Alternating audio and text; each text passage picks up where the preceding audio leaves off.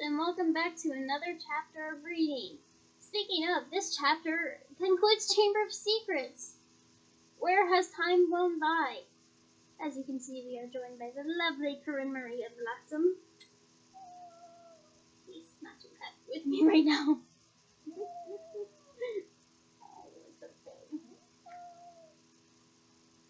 So, I am super excited because, as aforementioned, this concludes Chamber of Secrets. Wow, time flew by. Next week, we'll be reading Prisoner of Azkaban. And I, for one, can't wait, because I think I speak for all of us when I say that book has good moments. And I just personally can't wait to share my thoughts about certain aspects of it. It has me excited. Can next week get here already? Please. Anyway, before we begin next week, and it gets here before we even know it, I'm sure, let's conclude Chamber of Secrets. It has been a marvelous journey reading this book, and I, for one, hope you all join me for the third one. So let's get started. Chapter 18, Dobby's Reward. For a moment there was silence as Harry, Ron, Ginny, and Lockhart stood in the doorway, covered in muck and slime, and in Harry's case, blood. Then there was a scream. I may be outside, but I'm not going to attempt that scream. I'm sorry. Ginny! It was Mrs. Weasley, who had been sitting crying in front of the fire. She leapt to her feet, closely followed by Mr. Weasley, and both of them flung themselves on their daughter. Harry, however, was looking past them. Professor Dumbledore was standing by the mantelpiece, fuming, next to Professor McGonagall, who was taking great steady gasps, clutching her chest. Fox went whooshing past Harry's ear and settled on Dumbledore's shoulder, just as Harry found himself and Ron being swept into Mrs. Weasley's tight embrace. You saved her! You saved her! How did you do it? I think we'd all like to know that, said Professor McGonagall weakly. Mrs. Weasley let go of Harry, who hesitated for a moment, then walked over to the desk and laid it upon the sorting hat, the ruby-encrusted sword, and what remained of Riddle's diary. Then he started telling them everything. For nearly a quarter of an hour he spoke into the rapt silence. He told them about hearing the disembodied voice, how Hermione had finally realized that he was hearing a basilisk in the pipes, how he and Ron had followed the spiders into the forest, that Aragog had told them where the last victim of the basilisk had died, how he had guessed that Moaning Myrtle had been the victim, and that the entrance to the Chamber of Secrets might be in her bathroom. Very well, Professor McGonagall prompted him as he paused. So you found out where the entrance was, breaking 100 school rules into pieces along the way, I might add. But how on earth did you all get out of there alive, Potter? So Harry, his voice now growing hoarse from all this talking. Yeah, my voice would be, getting hoarse too. Might I have a cup of tea to relieve it? Preferably one with honey and a whole lot of sugar.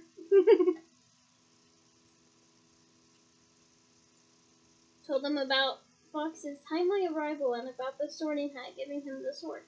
But then he faltered. He had so far avoided mentioning Riddle's diary, poor Ginny. She was standing with her head against Mrs. Weasley's shoulder, and tears were still coursing silently down her cheeks. What if they expelled her? Harry thought in panic. Riddle's diary didn't work anymore. How could they prove it had been he who made her do it all? Instinctively, Harry looked at Dumbledore, who smiled faintly, the firelight glancing off his half-moon spectacles, or glasses. I always been used to calling them glasses or eyeglasses, whichever. But these are spectacles or glasses, whatever you want to call them. Just please don't call them goggles. That's a little bit of a pet peeve. For me, anyway.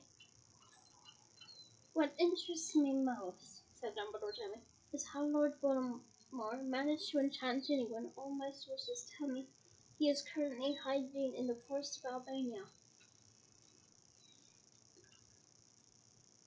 Relief, warm, sleeping, glorious relief swept over Harry. What's that?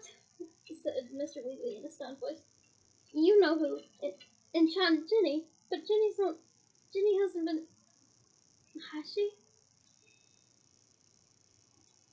It was this diary, said Harry quickly, picking it up and showing it to Dumbledore. Riddle wrote it when he was 16. Dumbledore took the diary from Harry and peered keenly down his long, crooked nose at, at its burnt and soggy pages.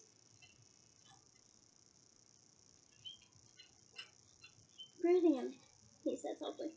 Of course, he was probably the most brilliant student Hogwarts has ever seen. He turned around to the Weasleys, who were looking utterly bewildered.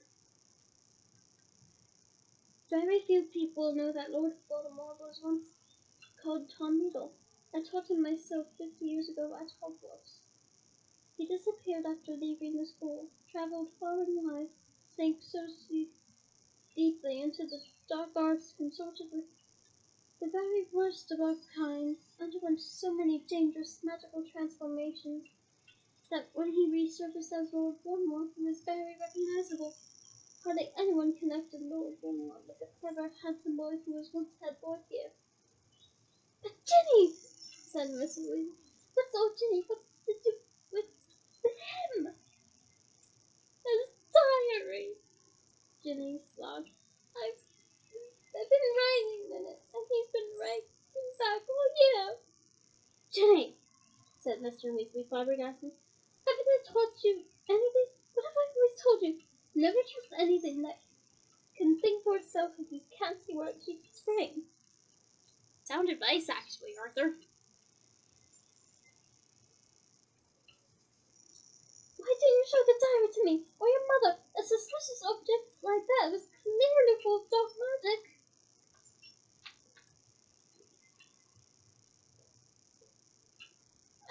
I didn't know, sobbed Ginny. I found it inside one of the books Mom got me. I thought someone had slipped it and I'd forgotten all about it. Miss Weasley should go up to the hospital and right away. Dumbledore interrupted in a firm voice. This has been a terrible ordeal for her. Yeah, it would be a terrible ordeal for me too, and I kind of know what it's like to be controlled by someone. Not so pleasant. There will be no punishment. Older and wiser wizards than she have been hoodwinked by Lord Voldemort. He strode over to the door and opened it. That rested perhaps a large steaming mug of hot chocolate. I always find that cheers me up. Hey, me too! He added, twinkling kindly down at her. You will find that Madame Pomfrey is still awake. She's just giving up mandrake juice. I dare say the basilisk victims will be waking up any moment. So Hermione's okay, said Ron brightly. Aw, look, he does care.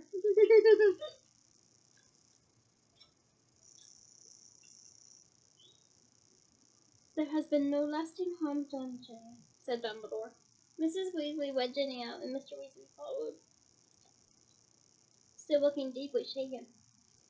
You know, Minerva, Professor Dumbledore, said thoughtfully to Professor McGonagall. I think all of this merits a good feast. Might I ask you to go and alert the kitchens? Right, said Professor McGonagall crisply, also moving to the. I'll leave you to deal with Potter and Weasley, shall I? Certainly, said Dumbledore. She wept, and Harry and Ron gazed uncertainly at Dumbledore. What exactly had Professor McGonagall meant, deal with them? Surely they weren't about to be punished. I seem to remember telling you both that I would have to expel you if you broke any more school rules, said Dumbledore. Ron opened his mouth in horror.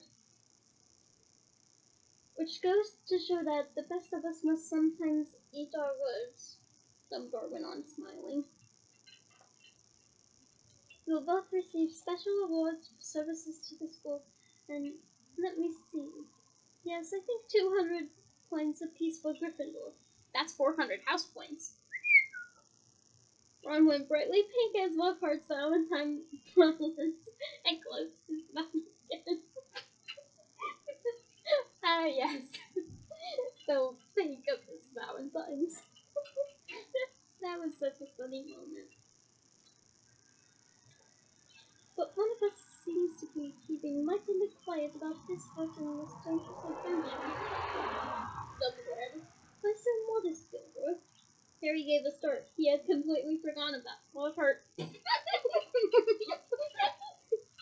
mean, in that situation, I would too, honestly. He turned and saw that Lockhart was standing in the corner of the room, still wearing his vague smile. When Dumbledore addressed him, Lockhart looked over his shoulder to see who he was speaking to. Professor Dumbledore, Ron said quickly, there was an accident done in the Chamber of Secrets, Professor Lockhart. Am I a professor? Said Lockhart in mild surprise. Goodness, I expect I was hopeless, was I?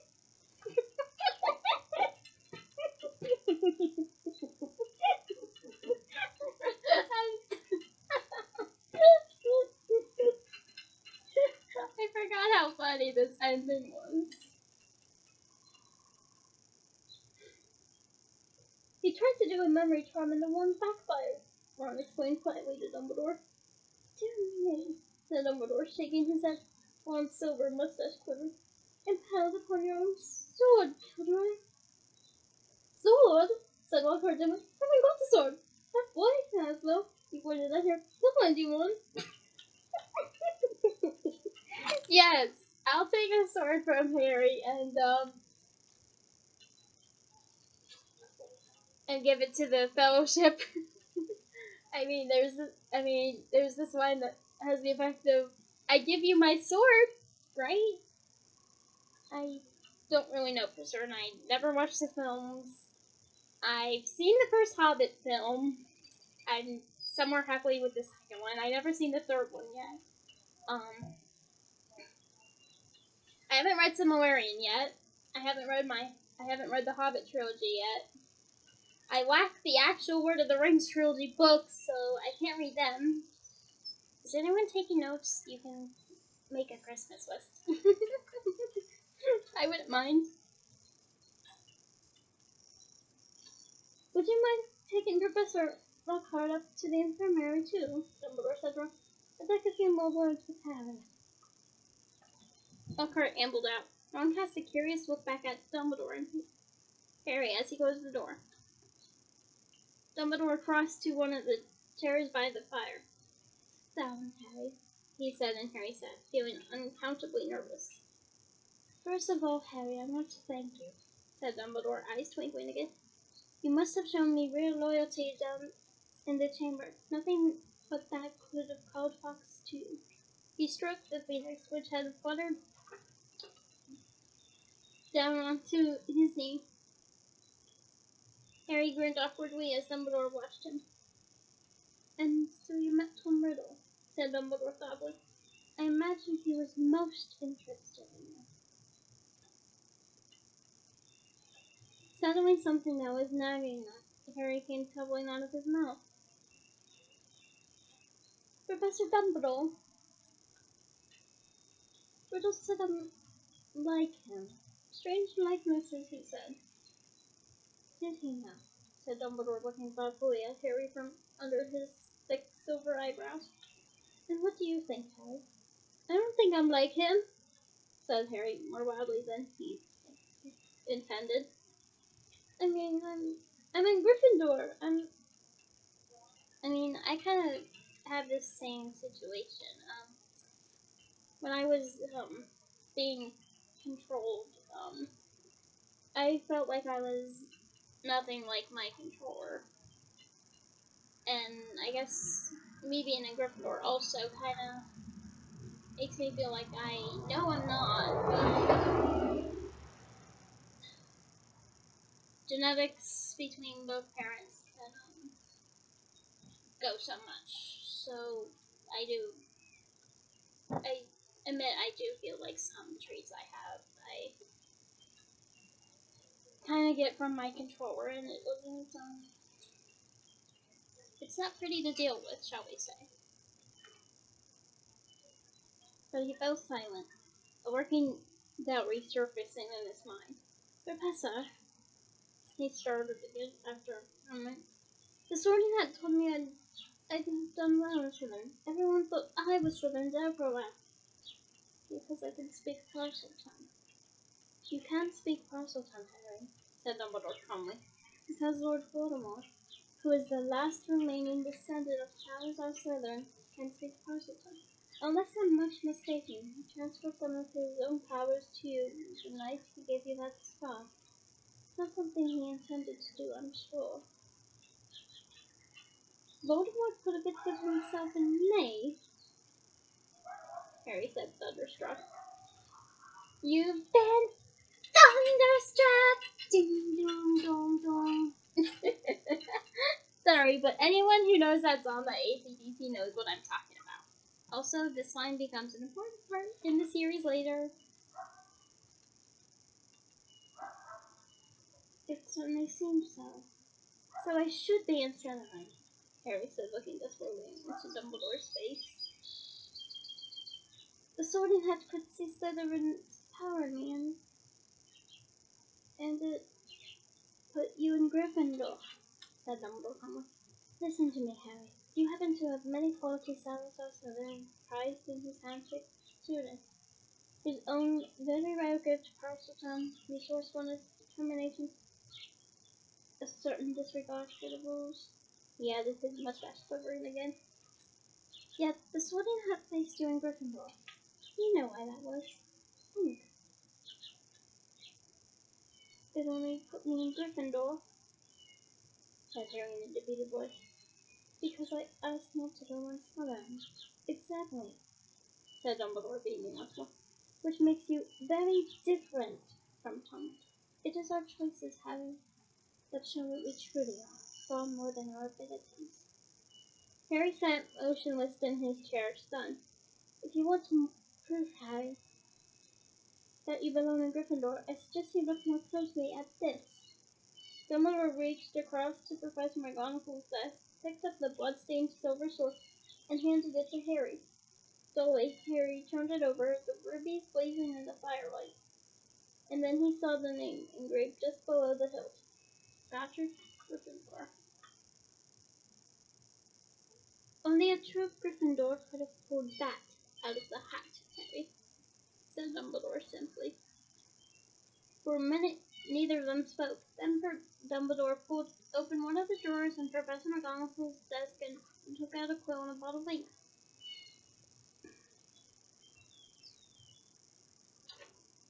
What you need, Harry, is some food and sleep. I suggest you go down to the feast while I write to Azkaban. We need our gamekeeper back. And I must draft an advertisement for the Daily Prophet, too, he added thoughtfully. We'll be needing a new defense against the Dark Arts teacher. Dear me, we do seem to run through them, don't we?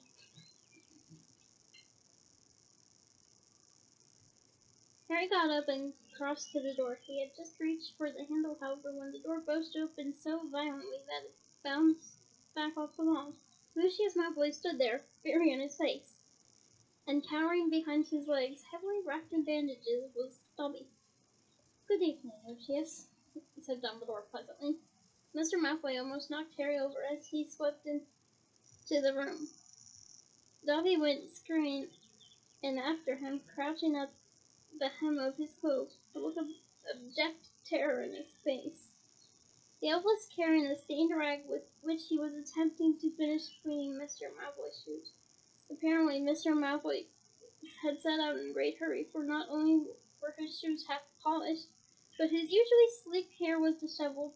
Ignoring the elf, bobbing unapologetically around his ankles, he fixed his cold eyes upon Dumbledore. So, he said, you've come back. The governor suspended you, but you still saw fit to return to Hogwarts. Again, why do you need governors at a magic school? So you see, Lucius, said Dumbledore, smiling serenely. Hey, that's kind of close to my name. The other 11 governors. Why do you need governors at a magic school? contacted me today. It was something like being caught in a half-storm or ballast, to tell the truth. They heard that Arthur Weasley's daughter had been killed, and wanted me back here at once. They seemed to think I was the best man for the job after all. Very strange tales they told me too. Several of them seemed to think that you had threatened me to curse their families if they didn't agree to suspend me in the first place. Mr. Malfoy went even paler than usual, but his eyes were still slits of fury. So, have you stopped the attacks yet? He sneered. Have you caught the culprit? We have, said Dumbledore with a smile. Well, said Mr. Malfoy sharply, who is it? The same person as last time, Lucius, said Dumbledore. But this time Lord Voldemort was acting through somebody else by means of this diary. He held up the small black book with the large hole through the center. Watching Mr. Malfoy closely, Harry, however, was watching Dobby. The elf was doing something very odd. His grey eyes fixed meaningfully on Harry. He kept pointing at that diary, and then at Mr.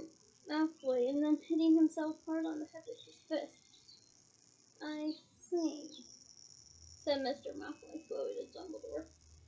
A clever plan, said Dumbledore in a level voice, still staring Mr. Malfoy straight in the eye. Because if Harry here, Mr. Malfoy shot Harry a swift, sharp look, and his trembling hands covered the slip. Why, Ginny Weasley might have been taken all of the blame. No one would have ever been able to prove she had acted of her own free will. Mr. Malfoy said nothing. His face was suddenly mask-like. And imagine, Dumbledore went on, what might have happened then. The Weasleys are one of our most predominant pure-blood families. Imagine the effect on Arthur Weasley and his Muggle Protection Act if his own daughter was discovered attacking and killing the Muggle ones. Very fortunate the diary was discovered and Riddle's memories wiped from it. Who knows what the consequences might have been otherwise? Mr. Malfoy forced himself to speak. Very fortunate, he said stiffly. And still, behind his back, Dobby was pointing first to the diary, then to Lucius Malfoy, then punching himself in the head. And Harry suddenly understood. He nodded at Dobby, and Dobby backed into the corner, now twisting his ears in punishment. Don't you want to know how Ginny got a hold of that diary, Mr. Malfoy? Said Harry. Lucius Malfoy rounded upon him. How should I know how the stupid little girl got hold of it? He said. Because you gave it to her, said Harry. In Flourish and Blots, you picked up her old Transfiguration book and slipped the diary inside it, didn't you? He saw Mr. Malfoy's white hands clench and unclench. Prove it, he hissed. Oh, no one will be able to do that, said Dumbledore, smiling at Harry. Not now that Riddle has vanished from the book. On the other hand, I would advise you, Lucius, not to go giving out any more of Lord Voldemort's school things. If any more of them find their way into innocent hands, I think Arthur Weasley, for one, will make sure they are traced back to you. Lucius Malfoy stood for a moment, and Harry distinctly saw his right hand twitch as though he was wanting to reach for his wand. Instead, he turned to his household. We're going, Dobby! He wrenched open the door, and as the elf came hurrying up behind him, he kicked him right through it. They could hear Dobby screaming with pain all the way along the corridor. Harry stood for a moment, thinking hard. Then it came to him. Professor Dumbledore, he said hurriedly, can I give that diary back to Mr. Malfoy, please? Certainly, Harry, said Dumbledore calmly. But hurry, the feast, remember. Harry grabbed the diary and dashed out of the office. You could hear Dobby's squeals of pain receding around the corner. Quickly wondering if this plan could possibly work, Harry took off one of his shoes, pulled off his slimy, filthy sock, and stuffed the diary into it. Then he ran down the dark corridor. He caught up with them at the top of the stairs.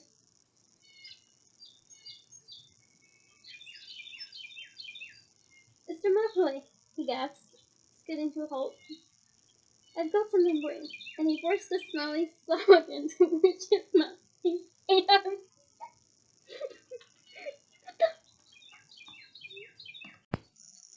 I don't have a yucky sock, thankfully, but here's a clean one.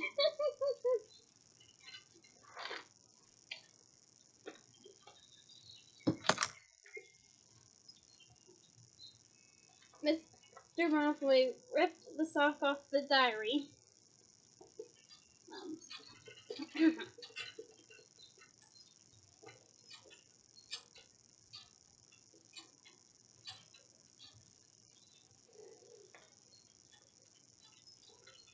Threw it aside,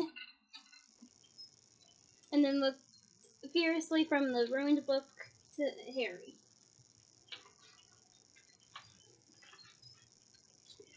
You'll meet the same sticky end as your parents one of these days, Harry Potter, he said softly. They were meddlesome fools too. He turned to go. Come, Dobby. I said come, but Dobby didn't move. He was holding up Harry's disgusting, slimy sock. Again, I have a clean one.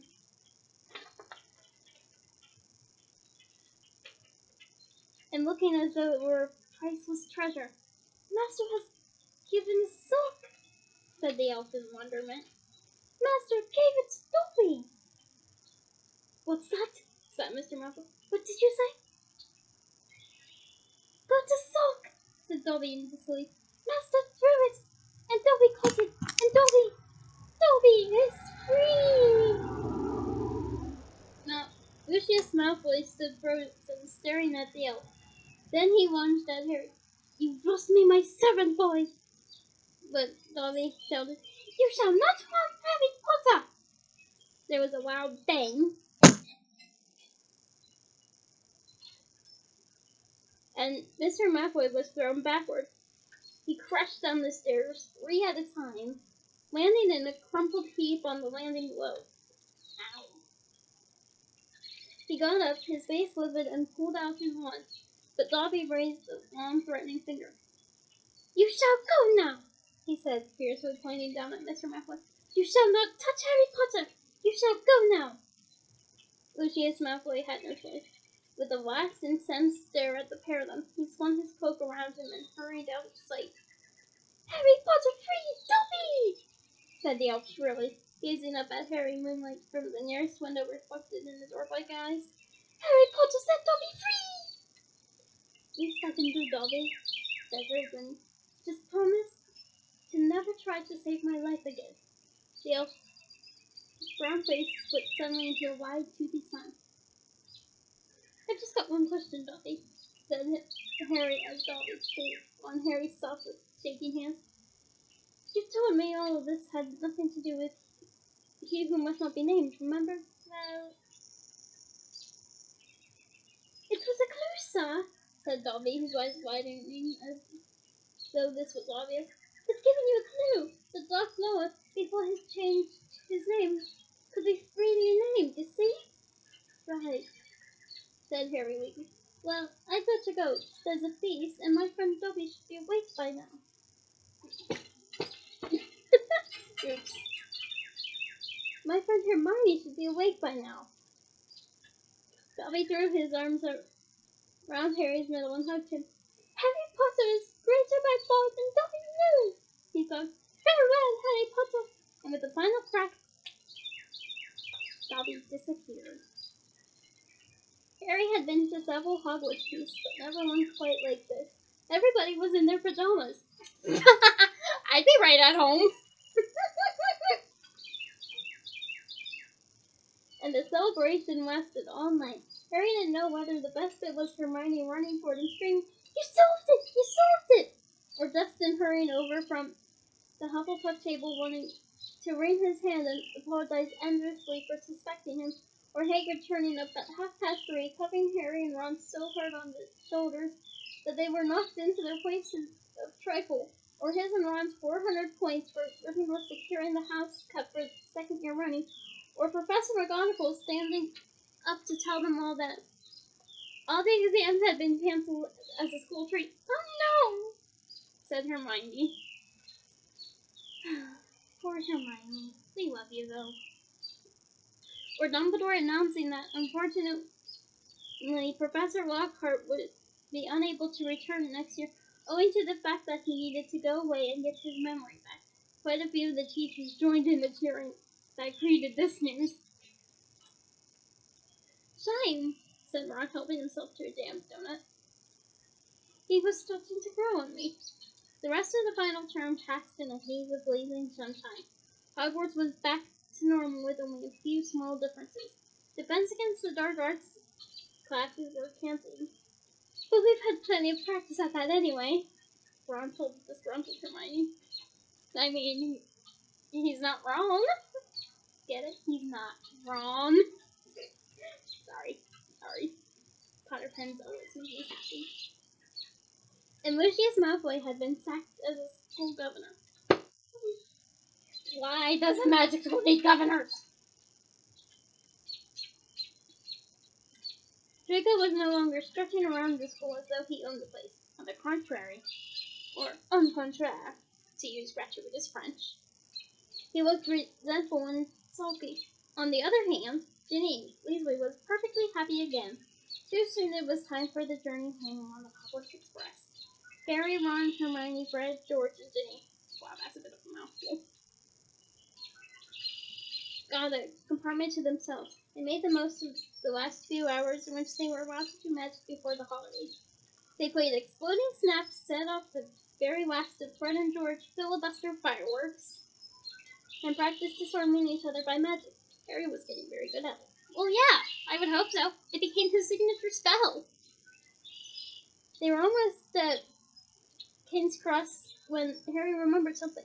Ginny, what did you see Percy doing that you didn't want you to tell anyone? Oh, that, said Ginny, giggling. Sorry, I couldn't help but go interrupted there. Well, Percy's got a girlfriend. Fred dropped a stack of books. This is no sack, but just imagine. On George's head. Ow. What? It's that Ravenclaw prefect Penelope Clearwater, said Ginny. That's who he was writing to all last summer. He's been meeting her all over the classroom in secret. I walked on them kissing in an empty classroom one day. He was so upset when she was, attacked. You won't tease him, will you? She added anxiously. Wouldn't dream of it, said Fred, who was looking like his birthday had come early. For those who don't know, Fred and George's birthday is actually April 1st. Definitely not, said George, sniggering. Okay, sniggering. I like that better. The Hogwarts Express slowed and finally stopped. Harry pulled out his quill and a bit of parchment and turned to Ron and Hermione. This is called a telephone number, he told Ron, scribbling it twice, tearing the parchment in two and handing it to them. I told your dad how to use a telephone last summer. He'll know. Call me at the Dursleys, okay? I can't spend another 2 months with only Dudley to talk to. The Aunt and Uncle will be proud, though, won't they? Said Hermione as they got off the train and boarded the crowd, gathering toward the enchanted barrier. When they hear what you did this summer? Proud, said Harry. Are you crazy? All those times I could have died and I didn't manage it. They'll be furious. And together they walked back through the gateway to the Muggle world. And that, my friends, concludes Chamber of Secrets. I hope you all enjoyed it, because I had fun reading this marvelous book. Please, if you don't plan on it already, join me for Prisoner of Azkaban next week. Bye!